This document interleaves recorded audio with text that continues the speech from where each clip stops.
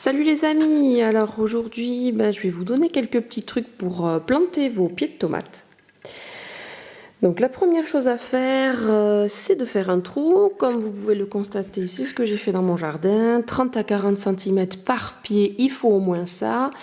Terre que vous aurez préalablement préparée en mettant pendant l'hiver des feuilles, du paillage, du bois, du fumier, etc. Donc au fond de ce trou, vous allez mettre des feuilles d'ortie. Hein, voilà, prenez un dimanche en famille pour aller chercher des feuilles. Vous, en fait, vous coupez la tête des orties avec des gants, bien sûr, protégez-vous. Vous en prenez assez, hop, vous mettez ça au fond du trou. Attention, il ne faut pas que les feuilles d'ortie soient en contact avec les racines de la plante, ça pourrait les brûler. Par-dessus, vous allez mettre un petit peu de fumier de cheval, 2 bonnes poignées. Vous recouvrez donc ces feuilles. Et bien sûr, vous ne pouvez pas laisser que cela. Vous allez mettre également quelques bonnes poignées de terreau.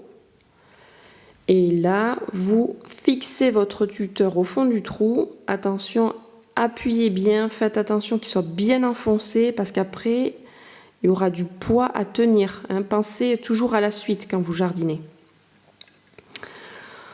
Alors là, je vais vous donner un petit truc à moi que je trouve super en fait pour éviter que la plante ne tombe malade.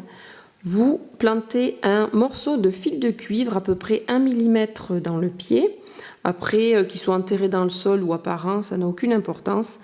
Pour en trouver, vous ouvrez un gros câble dont vous ne vous servez plus. Et vous prenez ce qui est à l'intérieur, en l'occurrence ici, un fil de cuivre donc, que j'ai dénudé et coupé. Il fait à peu près 3-4 cm.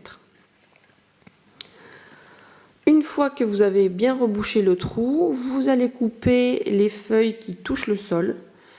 Voilà, les tomates elles craignent l'eau. Donc, vous allez bien pailler, vous allez arroser 1 à 2 fois par semaine grand maximum et vous allez faire attention à ce qu'aucune feuille ne touche le sol. C'est des petits trucs qui peuvent tout changer. Et pour finir, vous allez couper les gourmands. C'est ce qui se trouve entre la tige principale et la feuille.